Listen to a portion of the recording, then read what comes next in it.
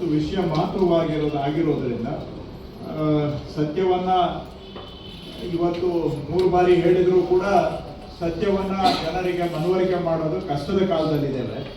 ಆದರೆ ಸುಳ್ಳನ್ನ 100 ಬಾರಿ ಹೇಳಿ ಅದನ್ನ ಸತ್ಯ ಮಾಡುವಂತ ಸಂಗತಿಗಳನ್ನು ನಾವು ನೋಡ್ತಾ ಇರೋದ್ರಿಂದ ಸತ್ಯವನ್ನ ಮತ್ತೊಮ್ಮೆ ಮನಗದೊಮ್ಮೆ ಪುನರುಚ್ಚಾರ ಮಾಡುವ ಅವಶ್ಯಕತೆ ಇರೋದ್ರಿಂದ ಅವರಿಬ್ಬರು ಹಿರಿಯರು ಹೇಳಿದ್ದನ್ನ ನಾನು ಮತ್ತೊಮ್ಮೆ ಪುನರುಚ್ಚಾರ ಮಾಡಲಿಕ್ಕೆ ಬಯಸ್ತೇನೆ.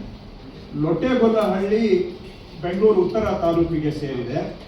ಇಲ್ಲಿ ತಮಗೆ ಪ್ರಾದೇಶಿಕವಾಗಿ ಭೌಗೋಳಿಕವಾಗಿ ಹೇಳೋದಾದ್ರೆ RMB ಬಡಾವಣೆ, RMB second stage, dollars colony ಇದೇ ಜಾಗದಲ್ಲಿ ನಿರ್ಮಾಣ ಆಗಿರ್ತಕ್ಕಂಥದ್ದು. ಸ್ವಲ್ಪ ಪ್ರದೇಶ RMB ಬಡಾವಣೆಯಿಂದಲೂ ಕೂಡ ದಾಟಿ ರಿಂಗ್ ರೋಡ್ಗೂ ಕೂಡ ಲೊಟ್ಟೆಗೊಲ್ಲಹಳ್ಳಿ ಸೇರ್ಕೊಂಡಿದೆ. ರಿಂಗ್ ರೋಡು ಕೂಡ ಇದೇ ಲೊಟ್ಟೆಗೊಲ್ಲಹಳ್ಳಿ ಸರ್ವೆ ನಂಬರ್ ಅಲ್ಲಿ ನಿರ್ಮಾಣ ಆಗಿದೆ. ಈಗ ಪ್ರಶ್ನೆ ಇರ್ತಕ್ಕಂಥದ್ದು ಲೊಟ್ಟೆಗೊಲ್ಲಹಳ್ಳಿ ಸರ್ವೆ ನಂಬರ್ 10/1, 10/11, F1 ಈ ಪ್ರದೇಶದಲ್ಲಿ ಮಾನ್ಯ ಗೃಹ ಸಚಿವರು ಹೇಳಿದಾಗೆ 1977ನೇ ಇಸ್ವಿಯಲ್ಲಿ BDAನವರು ಇದನ್ನ ಪ್ರಾಥಮಿಕ ಅಧಿಸೂಚನೆ ಮಾಡಿದ್ದಾರೆ. ಈ ಜಾಗಗಳನ್ನ ಸರ್ಕಾರಕ್ಕೆ ಪಡೆದುಕೊಳ್ಳಿಕ್ಕೆ 1987ನೇ ಇಸ್ವಿಯಲ್ಲಿ ಅಂತಿಮ ಅಧಿಸೂಚನೆಯನ್ನ ಮಾಡಿ ಈ ಜಾಗವನ್ನ BDAನವರು ಪಡ್ಕೊಂಡಿದ್ದಾರೆ.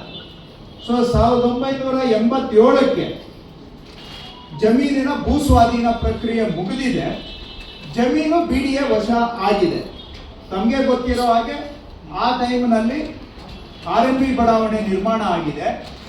ಅದಾದ ನಂತರ 96ನೇ ಇಸ್ವಿಯ ನಂತರ ರಿಂಗ್ ರೋಡ್ ನಿರ್ಮಾಣ ಆಗಿದೆ ಜಯೇಶ್ ಪಟೇಲ್ರು ಇದ್ದಾಗ.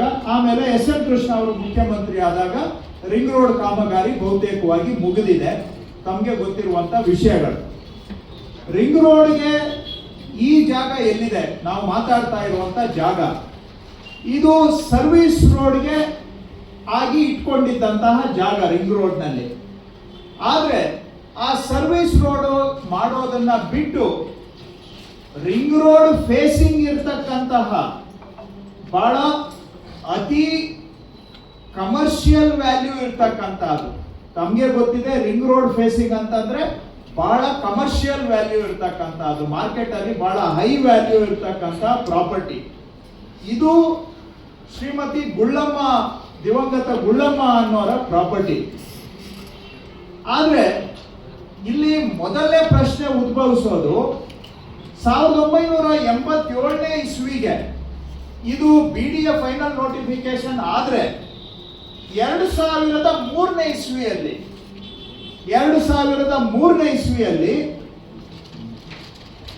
ಇದನ್ನ ಮಾನ್ಯ R ಅಶೋಕ್ ಅವರು ಶುದ್ಧ ಕ್ರಯದ ಮುಖಾಂತರ ಕೊಂಡ್ಕೊಂಡಿದ್ದಾರೆ. ನಾನ್ ಕೇಳೋದು 87ನೇ ಇಸ್ವಿಯಲ್ಲಿ ಅಕ್ವಸಿಷನ್ ಕಂಪ್ಲೀಟ್ ಆಗಿ ಗವರ್ಮೆಂಟ್ ವಶಕ್ಕೆ, BDA ವಶಕ್ಕೆ ಬಂದಿರೋ ಜಮೀನನ್ನ ನೀವು ಹೇಗೆ ಶುದ್ಧ ಕ್ರಯ ಮಾಡಿ ಕೊಂಡ್ಕೊಂಡ್ರಿ?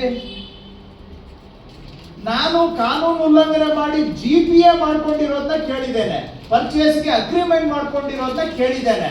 ಆದ್ರೆ ಇದು ಮೊದಲನೇ ಪ್ರಕರಣ. ನನಗೆ ಗೊತ್ತಿರೋ ಹಾಗೆ ಅಕ್ವೈರ್ ಆಗೋಗಿರೋ ಲ್ಯಾಂಡ್ ಅನ್ನ ಶುದ್ಧ ಕ್ರಯ,